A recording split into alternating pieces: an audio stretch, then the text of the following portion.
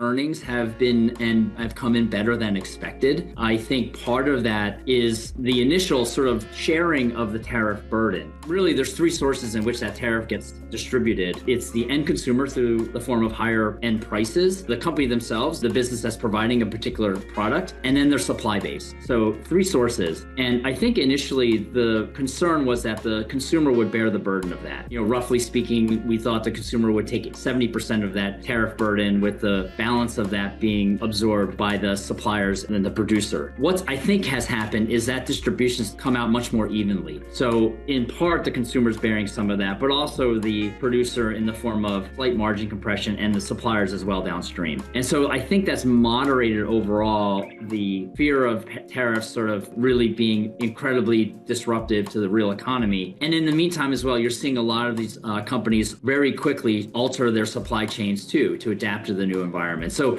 it's another reminder that we don't live in a static world. I think that has been a bit of the narrative around tariffs, and perhaps why the market has become more comfortable with that overhang.